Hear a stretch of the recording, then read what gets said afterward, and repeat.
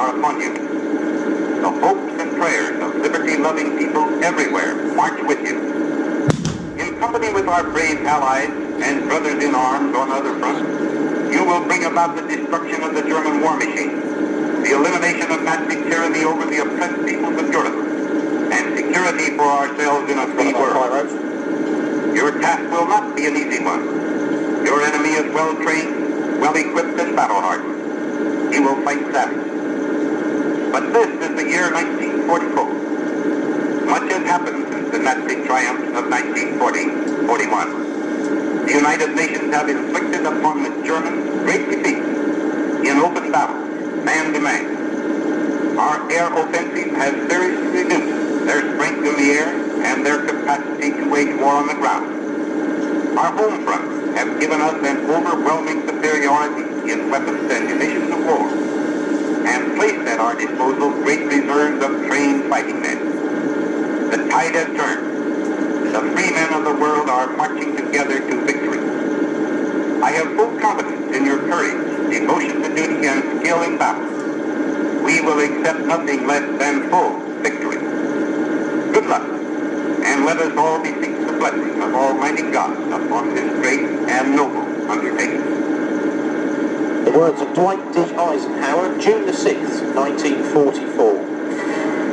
We joined units of 43rd Wessex Reconnaissance Regiment as they advanced into an apparently abandoned village in search of a radar unit which is directing artillery fire onto the landing beaches.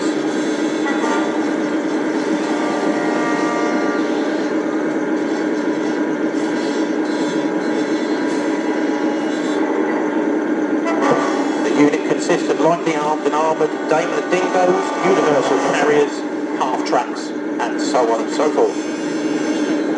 Able to get out of trouble as quickly as they can get into it.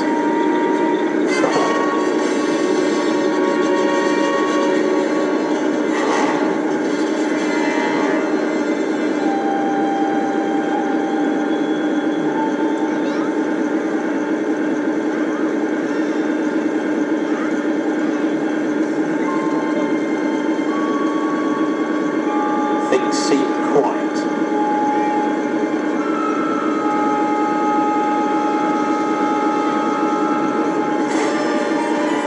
The village is not so abandoned after all.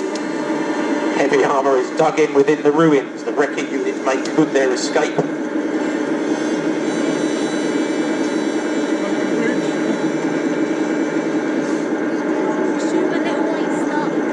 Slowly, there she goes. I think the driver's really nervous. I think he can stay there. I think he'll be fine.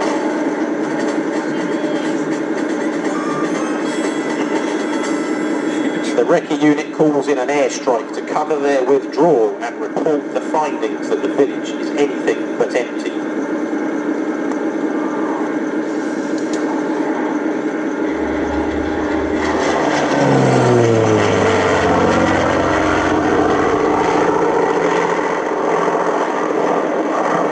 That was the first pass just to make sure that the crowd knows where the crowd line is.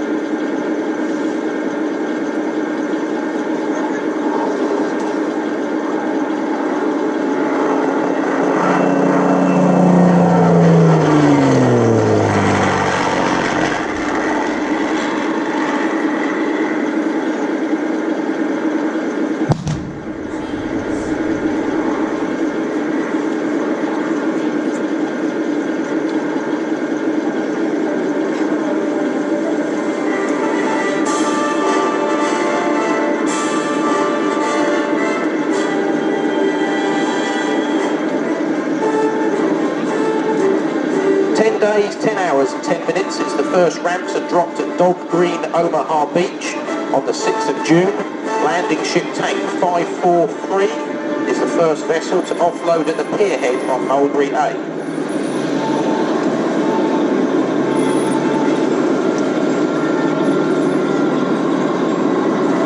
A monumental achievement, as the entire harbour complex was on the other side of the English Channel only 2 weeks prior to this.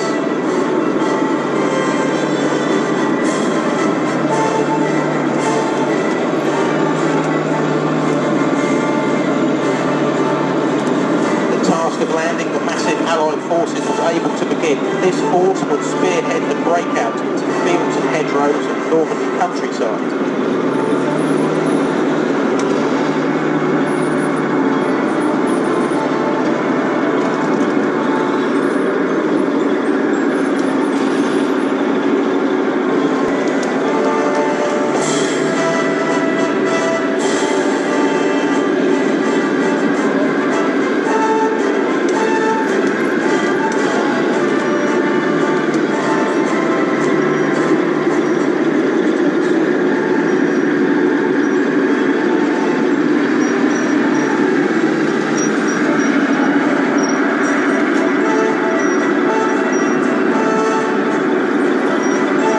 Recently landed units of 1st Army Group are tasked with taking out the entrenched forces within the village, then capture or destroy the radar station hidden deep within the bombed out ruins. As columns of Allied tanks approach the village's 2 bridges, an entrenched force of German troops prepare to destroy the bridges to halt the Allied advance.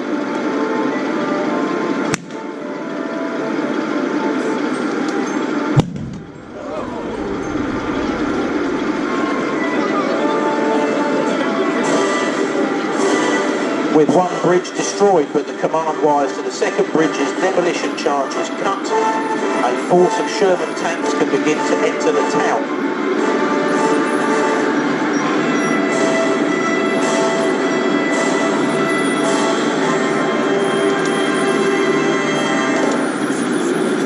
However, they are swiftly brought to a halt by dug-in Tiger tanks and a concrete gun emplacement with commanding views of the main street.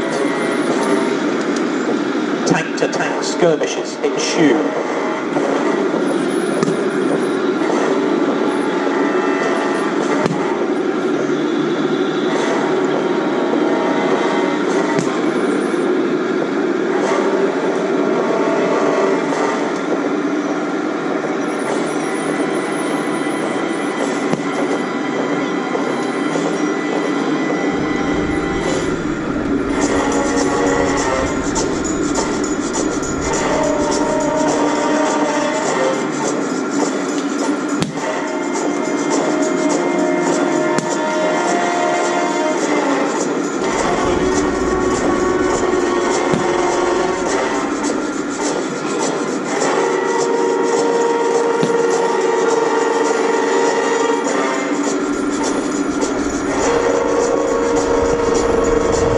With the majority of the enemy tanks taken out and the gun emplacement destroyed, the Allied tanks are able to advance into the village square.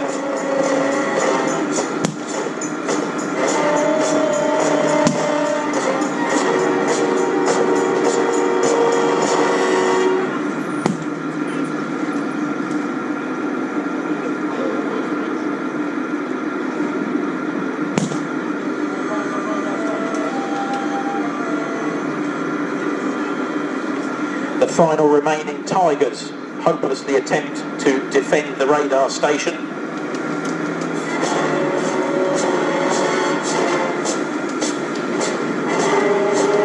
The crew of the Churchill disembark and place demolition charges on the radar station and prepare with fingers crossed to knock it out.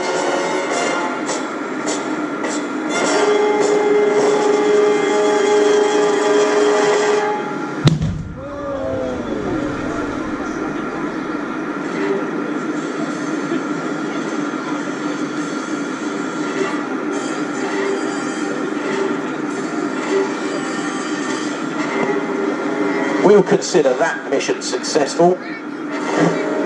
With the radar station out of action and the village liberated, the crews are able to move on to their next mission.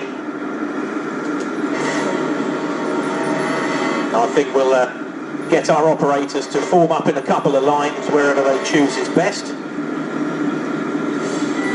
to say their thank yous for everyone.